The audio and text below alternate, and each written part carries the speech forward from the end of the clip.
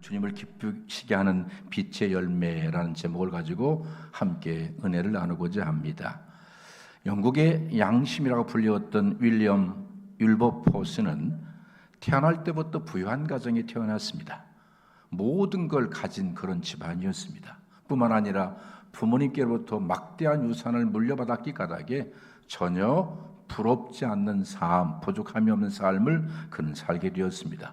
머리도 좋아가지고요, 영국의 명문대 캠브리지 대학을 나왔고요, 21살의 나이에 하원에 당선되어져서 많은 사람들이 정치적 천재라고 말할 정도로 그런 탁월한 사람이었습니다. 그는 매일 밤 귀족들의 사교 클럽에서 도박도 하기도 하고 술도 먹고 파티를 즐기는 그런 육적인 삶을 살았습니다. 수많은 사람들이 그의 주위에 있었는데 그의 언변이 얼마나 탁월했든지 그의 언어를 듣기 위하여 많은 사람들이 그의 주위에 몰려 있었던 인기짱이었던 사람이었습니다. 정작 그러나 그의 삶을 보게 되어지면 의미와 목적이 별로 없는 삶을 살았다고 말하고 있습니다. 그는 정치를 할 때 단순히 야망과 그리고 명성을 얻기 위해서 그 정치를 했을 뿐만 아니라 그는 한마디로 야망과 쾌락의 노예가 되어져서 삶을 살게 되었습니다. 당시 영국은 노예 무역으로 막대한 부를 쌓고 있었는데요, 사람을 물건 취급하는 이 어둠의 일에 대해서 윌버포스는 전혀 관심도 없었습니다. 문제의식도 느끼지 못했습니다. 그저 세상이 흘러가는 대로 육신의 정력, 한복의 정력, 이생의 자랑의 목적이 되어져 그걸 추구하며 삶을 살았던 전형적인 어둠 가운데 있었던 그런 삶을 살았습니다.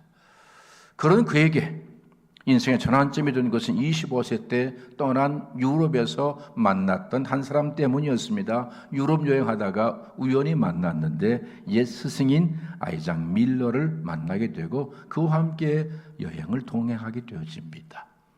아이작 밀러는 신앙이 굉장히 좋은 분이었습니다. 그래서 그에게 성경 말씀을 가지고 끊임없이 그를 가르치고 권면하기 시작했습니다. 한순간 그의 마음속에 생명의 빛이 들어왔습니다. 그리고 그동안 살아왔던 그의 삶을 비춰보니 얼마나 추악하고 무의미한 삶인가를 그는 깨닫게 되었습니다. 그 후에 그는 그 일기장에 이렇게 기록을 했어요. 나의 이기심과 허영심, 그 모든 것들이 나의 전부였는데 하나님 없이 보낸 내 인생이 얼마나 끔찍한가를 알게 되었다라고 그 일기장에 기록하게 되었습니다. 그리고 그때부터 그는 고뇌에 빠졌습니다. 정치를 계속할 것인가 아니면 수도원에 들어가서 돌을 닦다가 목회자가 될 것인가에 대해서 그는 고뇌하기 시작했습니다. 이때 그를 붙잡아준 사람은 우리가 잘 알고 있는 존 뉴턴 목사 아시나요? 나가 어메이징 그레이스를 만들어 작곡했던 그 존 뉴턴 목사님은 과거에 노예 상인이었는데 그가 주님 만나서 회심해서 목회자가 되었는데 그가 그에게 이런 충고를 해주었습니다. 윌리엄, 정계를 절대 떠나지 마시오. 왜냐하면 당신은 하나님의 영국의 정치를 바꾸기 위해서 세우는 사람이기 때문에 정치를 떠나지 말라는 것이었습니다. 그로 인하여 그는 예수 그리스도를 인격적으로 만난 후부터 윌버포스는 이젠 나의 명예가 아닌 하나님의 기쁨을 위해 살기로 그는 결단하게 되어집니다.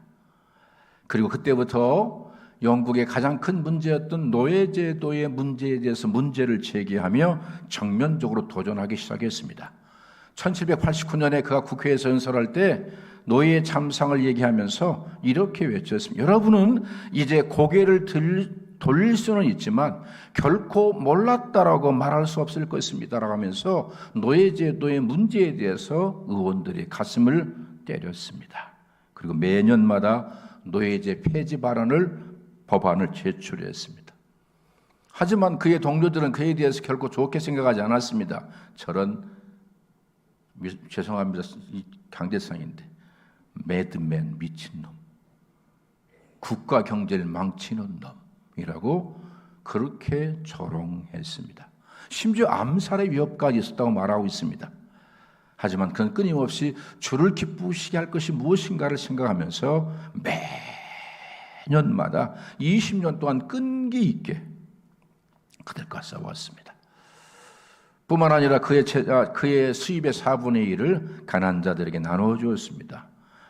아동노동 착취금지, 동물학대 방지협회 이런 것들을 70여 개가 넘는 사회단체를 만들어서 이끌어가는 삶을 살았습니다. 그로 인하여 그를 대적했던 정적들조차도 윌버포스의 삶에는 거짓이 없다고 말할 정도로 그런 투명한 삶을 살았습니다. 그리고 1833년 윌버포스가 임종하기 사흘 전 드디어 영국 전역에서 노예제도를 완전히 폐지한다는 법안이 통과되었습니다. 예수님 만나서 46년 동안 긴 싸움을 한 그 결과 노예제도를 폐지하게 된 것입니다. 예수님을 메시아로 그리스도로 믿고 사는 성도는 과거의 어두운 삶에서 떠나 빛 되신 예수 그리스도 안에서 변화된 삶, 전혀 다른 삶을 살게 되어져 있습니다. 오늘 본문의 말씀은 예수를 믿어 어둠을 떠난 성도들의 삶의 구체적인 모습이 무엇인가에 대해서 우리에게 제시하고 있는데 바울 사도는 먼저 그 구체적인 삶을 제시하기 이전에 하나님의 사랑을 본받아야 할 것을 권면할 뿐만 아니라 예수님께서 너희를 사랑하셔서 속죄점을 되었으니 너희도 그 사랑 안에서 그 사랑에 응답하는 삶을 살 것을 또한 권면하면서 하나님의 사랑받는 자들, 그리스도의 보혈로 용서받은 자의 삶이 무엇인 줄 아느냐고 말하면서 몇 가지를 말씀하고 있는데 몇 주 전에 했던 설교입니다. 절대로 이것은 입에 거론해서도 안 되는 정말 경계해야 할 죄가 있는데 첫째가 포로네이아, 음행입니다. 우리가 포로노라는 말을 많이 쓰지 않습니까? 거기서 나오는데 음행, 성을 매매하는 것, 그리고 음란한 행위들 다 포함된 말씀입니다. 그리고 아카다르시아, 더러운 말. 내 마음에서부터, 우리의 마음에서부터 마음이 부패되어져 누군가에게 아픔을 주고 상처를 주고 비방하는 그 모든 것들이 포함됐을 것입니다. 그런 더러운 말뿐만 아니라 프레오넥시아, 탐욕이라고 말씀드렸네요. 탐욕이란 말이면은 더 많이 갖기 위해서 계속 욕망을 따라 사는 삶. 여러분 많이 갖는다는 게 문제가 되지 않지 않을까요? 하지만 성경은 프레오넥시아 그것을 죄라고 말씀할 뿐만 아니라 우상 숭배라고 말씀하면서 그것은 입에서도 결코 담아서는 안 될 말이라고 말하고 있습니다. 이유가 뭘까요? 여러분 하나님께서 아담과 하와를 타락시켰던 그 뱀에게 저주할 때 두 가지 저주가 임했는데 하나가 너는 일평생을 배로 다닐 것이다. 두 번째가 너의 음식물은 흙이 될 것이다라는 거 저주였습니다. 배로 다닌다는 말이 뭐냐면 욕망을 따라 산다는 것입니다. 욕심을 따라 산다는 것입니다. 우리는 성령을 따라 사는 사람들이잖아요.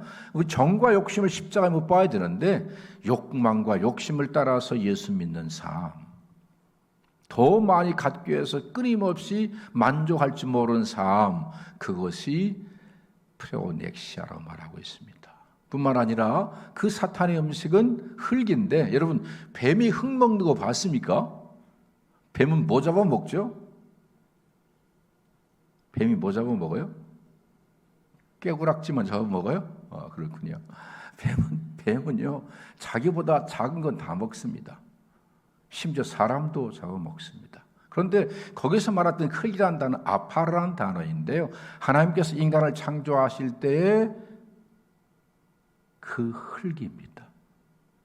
다시 말하면 뱀은 인간의 영혼을 잡아먹는다는 것입니다. 인간의 영혼을 타락하게 만든다는 것입니다. 인간의 영혼을 어둠 가운데 살도록 만드는 것인데 그 어둠 가운데 한 가지가 프레오넥시아, 더 많이 갖기 위한 욕망을 따라 사는 삶이라고 성경은 말씀하고 있습니다.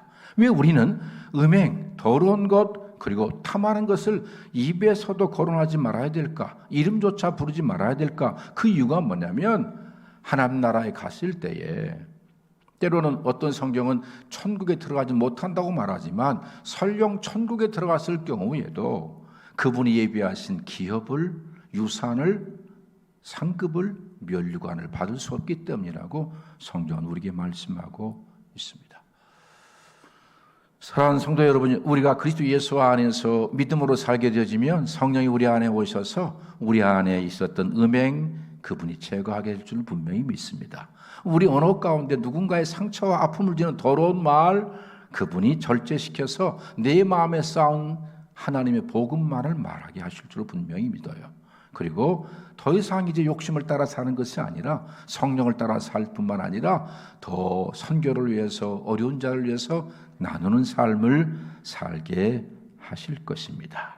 그리고 한 가지를 더 말하고 있는데, 누추한 말, 어리석은 말, 희롱한 말 하지 말고 감사의 말을 하라고 있네요. 언어의 문제입니다. 여러분, 성령이 우리 안에 임재할 때 그 성령은 우리 언어를 통제한다고 말씀을 드렸어요. 언어를 통제합니다. 특별히 누추한 말, 어리석은 말, 희롱의 말이라는 말의 의미는 뭐냐면, 첫째가 언어 폭력입니다. 언어 폭력. 언어 폭력은 많이 있겠죠, 우리가요. 그래서 언어 폭력에 대한 구체적인 말씀을 드리지 않겠습니다. 이 자리에서 아무튼 그 언어 폭력, 두 번째가 뭐냐면 끊임없이 누군가를 비방하고 정죄하는 말들입니다. 이것들을 해서는 안 될 뿐만 아니라 늘 감사의 말을 하자라는 얘기죠. 우리가 감사의 말을 하기 위해서는요, 모든 것들이 은혜라는 사실을 깨달아야 할 때 감사가 나오더라고요. 여러분, 내가 수고해서, 내가 노력해서, 내가 애써서 했다고 생각했는데 어느 순간인가 그 수고조차도, 그 노력조차도 하나님께서 힘을 주어서 가능했다는 사실을 깨닫게 되어지니까 모든 영광을 그분께 올려드릴 뿐만 아니라 하나님 감사합니다 라는 고백을 하게 되는 것입니다. 오늘 이 자리에 나와서 예배할 수 있는 것, 감사의 조건입니다. 여러분들을 찬양대로 부르셔서 찬양할 수 있는 것, 정말 감사의 조건입니다. 하나님의 영광을 받으셔 성도들이 여러분의 찬양을 듣고 은혜 받아서 아멘으로 화답하는데 얼마나 감사의 조건인지 모르겠어요. 다 감사의 조건이에요. 그래서 감사의 말을 하는데 사람과의 관계, 성도와의 관계 속에서의 감사는 상대방의 존재와 가치를 인정하는 것입니다. 옆 사람 보고 이렇게 한번 고백합니다. 성도님이 있어서 제가 행복합니다. 반대편도 한번 보시고, 성도님이 계셔서 제가 행복합니다. 한번 더 해보세요. 반대편도. 성도님이 계셔서 제가 행복합니다.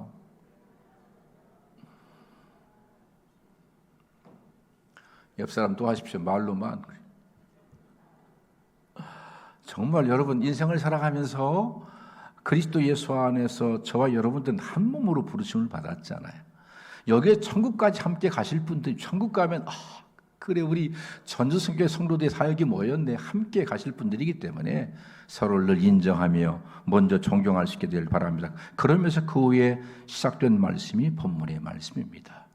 예수를 메시아로 믿는 사람들, 죄 용서에 감격이 있는 사람들은 어떻게 살 것인가에 대해서 구체적으로 말씀하는데, 그 첫 번째가 8절에 그 해답이 있네요. 8절 읽어볼까요? 8절 이렇게 말씀하고 있습니다. 너희가 전에는 어둠이더니 이제는 주 안에서 빛이라, 빛의 자녀들처럼 행하라. 예수를 알기 전에 어둠 가운데 있었어요. 사망 가운데 있었어요.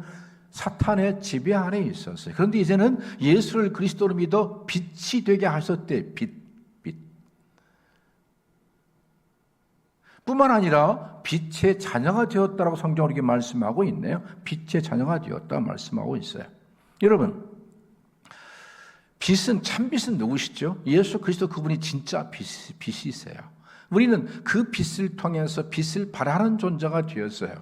다시 말하면 태양이 있으면 그 태양은 발광체예요. 빛을 환하게 비치는데, 이제 우리가 저녁에 이 스카이, 하늘을 보게 되어지면 빛나는 달이 있어요. 그들은 반사체예요. 태양의 빛을 발하서 빛을 반사하게 되어져요. 수많은 별들이 자체 발광도 하지만 때로는 그렇게 반사체로 빛을 내게 되어지는데, 우리는 그리스도 예수 안에서 하나님의 아들과 동일한 빛이라고 말씀하고 있네요. 이게 얼마나 큰 축복인지 모르겠어요. 손대고 내가 빛입니다. 저는 그래서 사탄을 두려워하지 않습니다. 왜 두려워하지 않냐면 사탄은 어둠이잖아요. 어둠은 빛이 들어가면 어둠은 사라집니다. 문제는 빛의 발광 정도, 어느 정도 우리가 빛을 발하냐가 중요하겠지만 빛이 들어가면 사탄은 떠나게 되어져 있어요. 그런데 중요한 게 뭐냐면 뒤에서 빛의 자녀라는 말을 쓰고 있습니다. 여러분, 아들이라는 단어는 휴오스 기억이 나시죠? 그런데 자녀라는 단어는 테크논이라는 말을 쓰고 있는데 children이라는 말이겠죠. children, 자녀들이다. 그런데 이것은 어떤 의미냐면 하나님과 나와의 밀접한 관계를 말할 때 자녀라는 말을 쓰고 있습니다.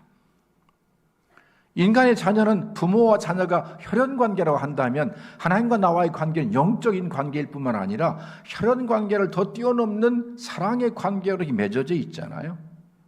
따라서 우리는 빛 되신 하나님 안에 있는 하나님의 빛일 뿐만 아니라 그 빛과 관계되어 있기 까닭에 우리는 끊임없이 빛을 발할 수밖에 없다는 것을 성경은 우리에게 말씀하고 있는 것입니다. 그러면서 성도는 빛이며 동시에 빛의 자녀이기 때문에 빛의 자녀처럼 행동할 것을 권면하고 있습니다. 그러면 여러분들이 내가 빛을 좀 발해야지.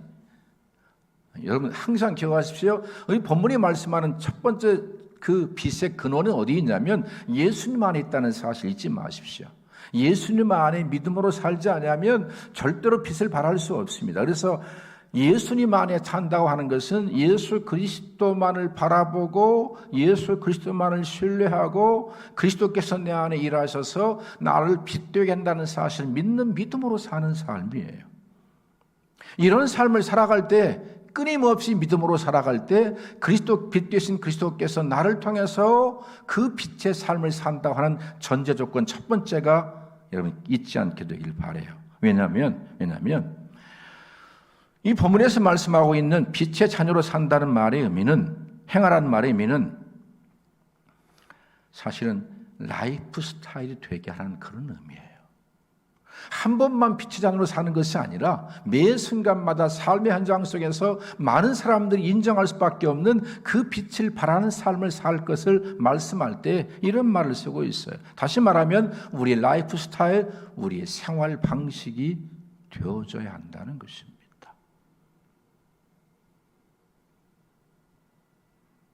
그런데 더 중요한 것은 그렇게 생활 방식이 되기 위해서 오늘 본문에서 말씀하는 그 시제를 보면 현재 명령형이에요. 현재 명령형은요, 지속적이고 반복적으로 행동해서 그것이 습관이 되게 하는 것이에요. 지속적이고 반복적으로 행동해서 습관이 되게 하는 것. 예를 들어서 우리가 어떤 분들은 이 언어의 문제에 있어서 굉장히 거친 분들이 있을 수 있어요. 왜냐하면 삶이 그랬기 때문에 언어가 거칠 수 있지만 이제 내가 빛의 자녀이기 때문에 빛된 언어를 사용해야지. 그래서 과거에는 입을 탁 열면 자기도 모르게 이렇게 이 반려견 이런 말이 나오는 분들 있잖아요. 그때부터 이제 아니지, 내가 그 말을 이제 조심해야지.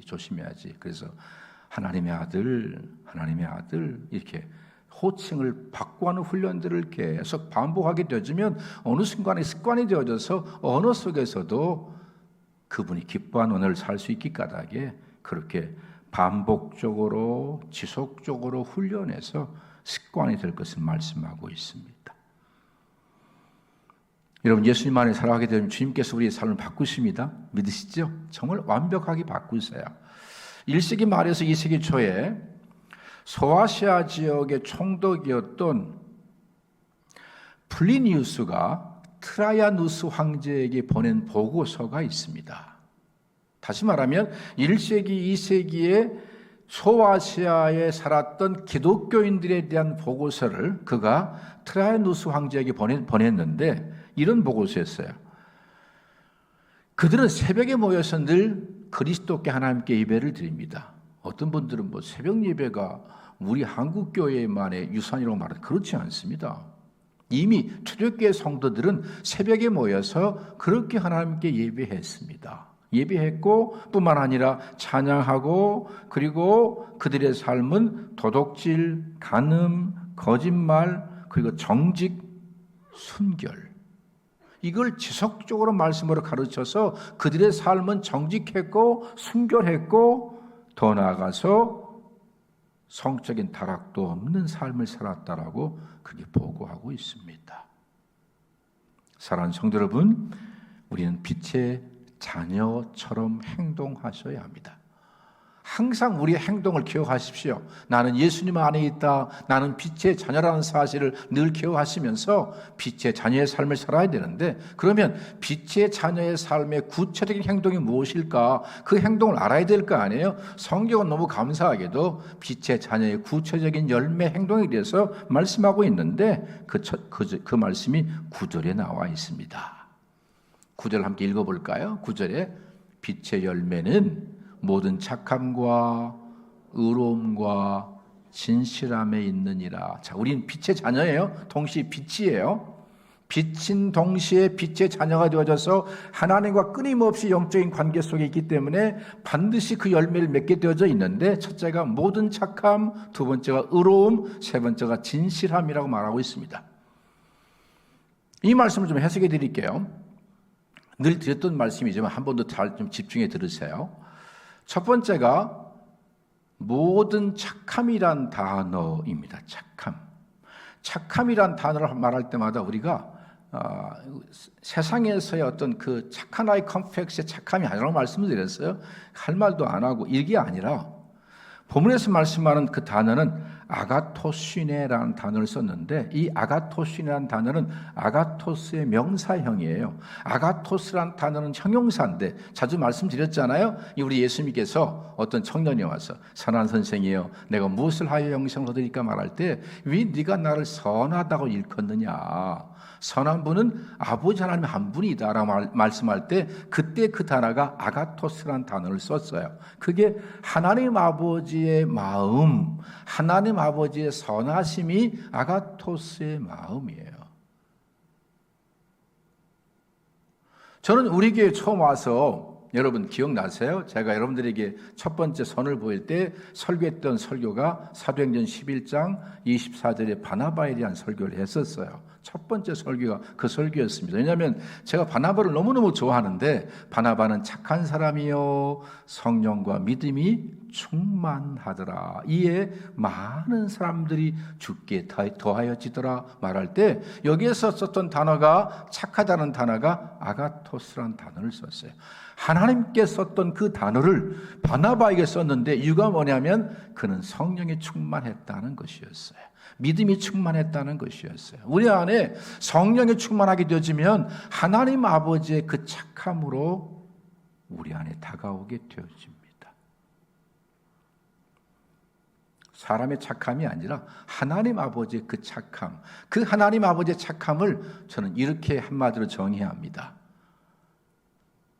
다른 사람을 내 어깨 위에 세우는 사람, 나를 짓밟고 올라가서 존귀한 자가 될 수 있도록 내 어깨를 기꺼이 내놓는 사람, 굴러온 돌이 박힌 돌을 빼기 전에 미리 박힌 돌이 자리를 양보해서 굴러온 돌이 그 자리를 차지하도록 사람을 세우는 사람.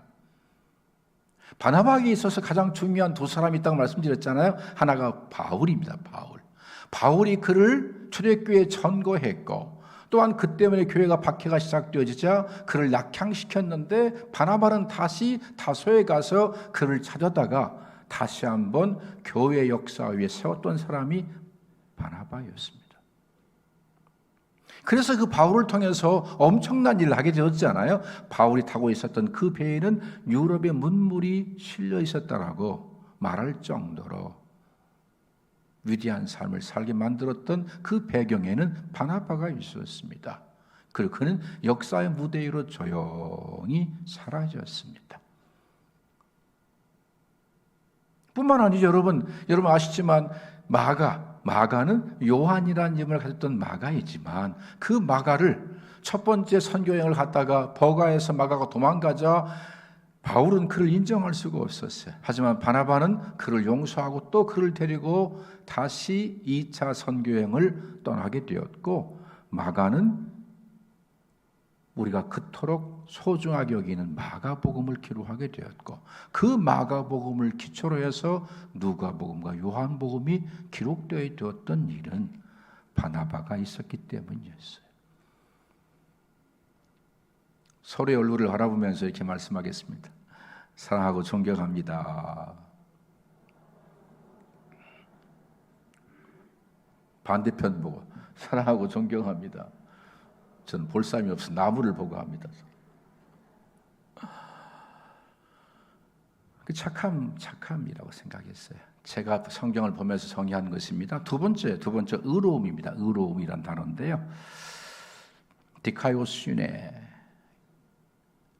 의로움. 자, 우리는 그 의로움은 예수를 그리스도로 믿어 의롭다 칭함받는 의로움에서 그 의가 내 안에 실제가 되어지고, 실제가 된 그 의가 내 삶을 통해서 나타나는 것을 저는 의로움이라고 이렇게 한번 정의해 보았는데요.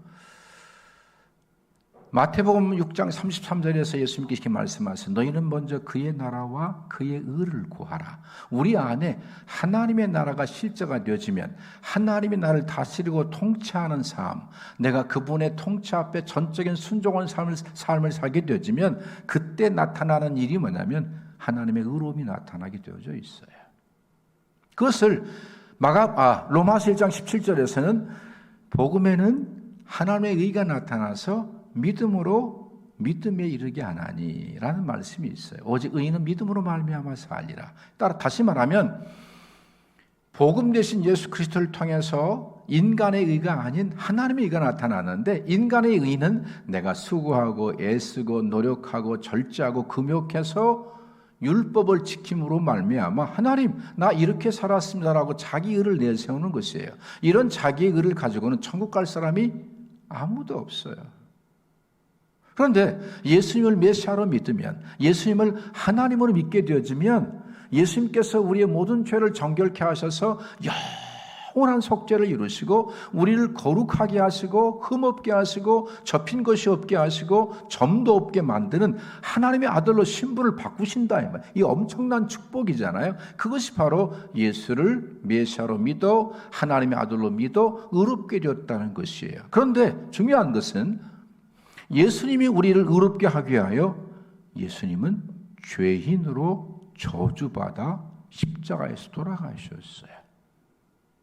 그분이 나의 모든 죄를, 우리의 모든 죄를 대신 짊어지지 않았다고 한다면 절대 우리는 의롭게 되지 못하는데, 그분이 내 대신 죄에서 돌아가셨어요. 그분이 내 대신 멸시와 천대와 치욕을 다 받으심으로 말미암아 우리는 나음을 받는 존재가 되었다고 말씀하고 계세요.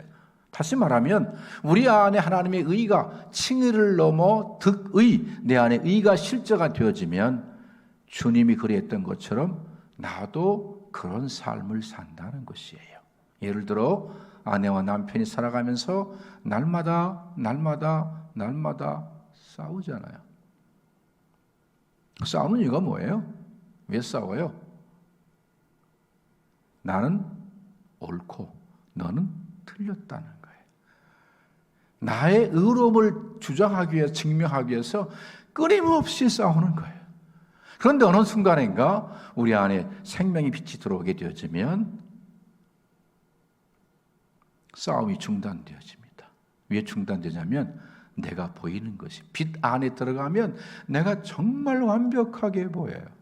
제가 가끔 말씀드렸지만 나이가 먹으니까 눈이 나빠져요. 눈이 나빠지니까요, 가까이 있는 게 잘 안 보입니다. 그래서 제 얼굴이 그렇게 깨끗하게 보여. 나만 깨끗하게 보는 것이 아니라 다른 사람도 그렇게 다 이뻐 보이고 잘생겨 보여, 주름도 없어 보여. 그래가지고 어느 날 내가 이렇게 얼굴이 깨끗한가 해가지고요, 돋보기 좋은 걸 딱 썼더니요, 와, 이건 보통 심각한 게 아니더만. 그런데 우리가 예수님 안에 살게 되면, 빛 안에 살게 되면 내가 보여요.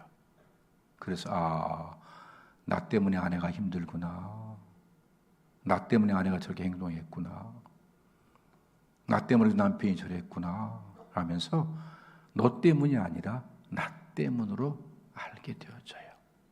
참 이상하죠. 여러분, 아담이 타락하고 하와가 타락한 후에 첫 번째 일은 무화과나무로 치마를 만들어서 부끄러움을 가렸지만 두 번째 일이 뭔지 아세요? 너 때문이었습니다. 하나님이 짝지어준 하와 때문에 그랬습니다. 하와야, 뱀 때문이었습니다. 나 때문이라고 생각하지 않았어요. 그런데 빛 안에 살게 되면 다 나 때문으로 보여져요. 그래서 상대의 의로움을 드러내기 위하여 내가 오히려 죄인으로 죽는 거예요. 예를 들어 맞는 말씀인지 모르겠지만 과거에 제가 아는 집사님이 계셨는데요. 그 집사님이 아들이 하나 있었어요. 아들이요 정말 우리 속된 말로 그렇게 개차반을 살았어요. 그런데 저한테 항상 그래요. 목사님, 우리 아들은 원래가요 굉장히 착한 아들이었어요. 착한 애였는데요 내가 잘못 가르쳐서 그랬어요. 그리고요 친구를 잘못 만났어요. 내가 볼 때는 그놈이 더 나쁜 놈인데 항상 그 엄마는 내가 잘못 가르쳤어요. 친구를 잘못 만났어요. 엄마가 대신 죽더라고요. 그게 성경에서 말씀하는 의로움이에요. 가슴을 치면서 나 때문입니다. 해보세요. 나 때문입니다. 옆 사람한테 그래 너 때문이다. 이제 이게 율법이에요. 이게 율법. 그러면 나 때문입니다. 그러면 아니에요. 다시 아니에요. 나 때문입니다. 시작. 이 빛 안에 살아갈 때 일어난 일이라고 성경은 말씀하고 있어요.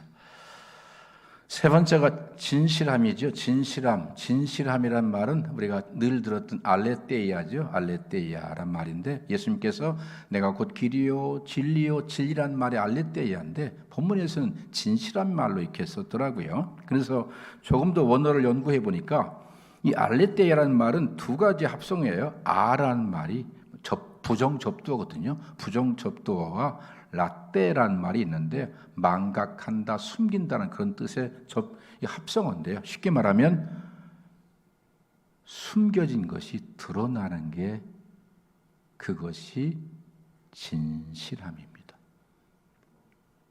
은폐되지 않은 상태, 감춰지지 않고 다 드러나는 것. 겉과 속이 일치하는 상태예요. 여러분 우리가 가장 좋아하는 제가 과일 가운데 하나가 뭐냐면 토마토를 좋아합니다. 토마토는 왜 좋아하냐면 겉이 파라면 속도 파랗습니다. 겉이 빨가면 속도 빨갛습니다. 제가 굉장히 경계하는 게 수박입니다. 겉은 파란데 속은 빨개.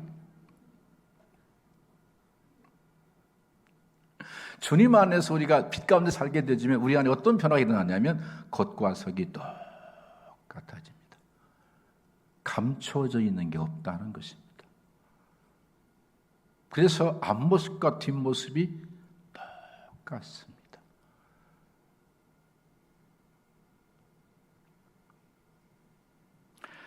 이 알레테이아는 사실 에메트라고 하는 히브리 말과 같은 말인데요.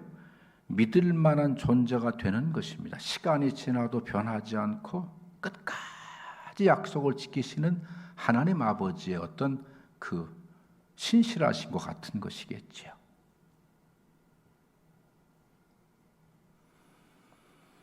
사랑하는 성도 여러분, 저와 여러분들이 이 땅을 사는 동안에 그리스도 예수 안에서 믿음으로 살게 되어지면 그 세 가지 빛의 열매들이 맺게 될 줄로 분명히 믿습니다.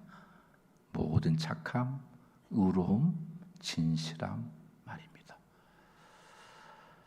자, 그러면 이제 중요한 한 가지 말씀을 드리고 싶어요. 어떻게 하면 예수님 안에서 맺게 되어지는데 예수님께서 하신 과정이 있더라고요. 예수님 안에 믿음으로 살면 이런 열매를 맺는데 그분이 한번 우리 흔드는 과정이 있어요. 그 과정이 뭐냐면 13절의 말씀에 나와 있는데요. 13절 한번 읽어볼까요? 13절에 이렇게 말씀하고 있습니다. 자, 그러나 책망받는 모든 것은 빛으로 말미암아 드러나나니 드러나는 것마다 빛이니라. 저는요 이 말씀이 이해가 안 되는 거죠. 여러분 다시 한번 읽어보세요. 읽어보시고 바로 이해가 됐으면 손 들어보세요. 자, 그러나 책망받는 모든 것은 빛으로 말미암아 드러나나니 드러나는 것마다 빛이니라. 이해가 되시는 분 손 들어보세요.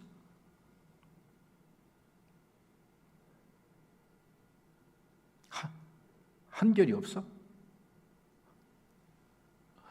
여러분, 저는 이 말씀이 정말 이해가 안 되더라고요. 자, 설명드리면 더 이해가 안 됩니다. 잘 들어보십시오. 책망받는 모든 것들은 성경의 흐름을 보면 은밀하게 행한 것들입니다. 때로는 은밀하게 행한 것들이 있어요. 은밀하게 행했던 것들이 뭐냐면 그 당시 에베소 교회는요, 이방신을 섬기다 보니 예수 믿기 전에 이방신들을 섬기기 위해서 때로는 디오니소스라고 하는, 우리가 베이커스 있잖아요. 베이커스 신을 섬기기 위해서는요, 그곳에 가서 술을 엄청 먹어가지고요, 이제 완전히 술에 취하게 되어지면 신과 접할 수 있게 되어지고, 그 신과 접하기 위해서는 이게 혼음을 해야 된다고 가르쳐가지고요, 에베소 사람들이 때가 되어지면 남자들은 다 신전에 올라가서 엄청 술을 마시고 그리고 이렇게 성행위를 하는 것이었습니다. 그것만 한 것이 아니었어요.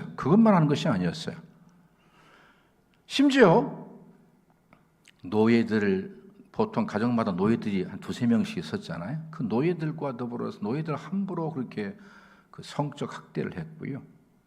뿐만 아니라 파이데라스티아라고 말하면 미소년들 있잖아요. 어린 소년들을 데려다가 그런 성행위를 했다고 말하고 있습니다. 그것을 바울 사도는 로마서 1장 26절로 27절의 말씀에서 순리대로 써야 되는데 영리로 썼다 이 말이에요. 다시 말하면 이 동성끼리 성행위 하는 이런 일들이 은밀하게 많이 행해져 있었고, 이런 행동을 했던 그들이 예배당에 들어왔는데 여전히 그 행위를 끊지 못한 사람들이 있었다 이 말이에요. 있었어요. 자, 그러면 중요한 게 있어요. 드러나는 것마다 빛이 된다는 말의 의미는 뭐냐면, 어느 때 드러나냐면 책망을 통해서 드러난다. 책망을 통해서. 어떤 책망이냐면 이런 책망이죠. 성령은 우리 안에 오셔서 감춰진 죄에 대해서 나를 책망하세요. 신앙생활을 대충 할 때는요, 죄와 더불어서 먹고 마시고 살아가는데 빛 대신 예수 안에서 깊이 들어가게 되면 이게 죄였구나. 모든 사람들이 그렇게 살기 때문에, 문화가 그러했기 때문에 괜찮은 줄 알았었는데 이게 죄였구나라는 사실을 그분이 책망하는데, 책망이라는 단어는 엘렌코라는 단어인데요. 엘렌코라는 단어는요, 이 법정에 썼던 단어인데요, 거부할 수 없는 증거를 딱 상대방에게 내놓게 되어지면 그 증거 때문에 자신의 잘못을 인정한다는 그런 뜻이 엘렌코예요. 이게 무슨 말씀이냐면, 하나님 말씀은 살았고 운동력이 있어서 좌우의 날선 어떤 것보다 예리해서 혼과 영과 및 관절과 골수를 찔러 쪼개잖아요. 그래서 감춘 모든 것들을 다 들춰내잖아요.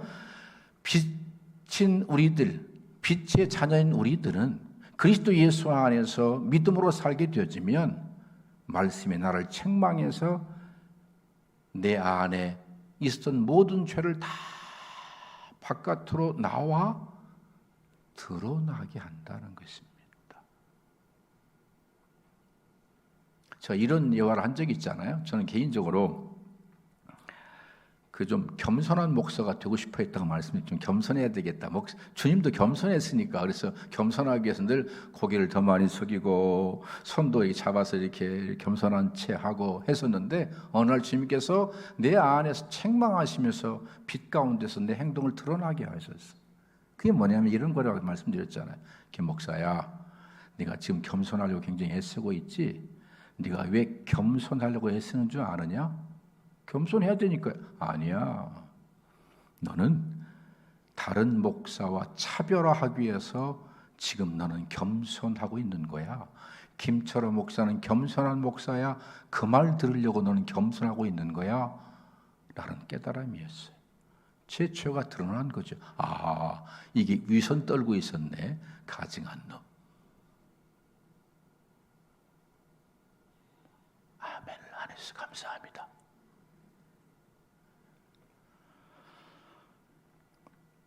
여러분, 그런데 중요한 게 있습니다. 어둠 속에 있다가 빛 안으로 들어와서 빛 되신 그분이 나의 죄를 책망해서 드러나게 하시는데, 그 빛이 얼마나 강력한지 그 어둠을 삼켜버린다는 것입니다. 그 용서가 얼마나 위대한지, 나의 모든 죄를 용서하고도 남는 거룩함으로 증명한다는 것입니다.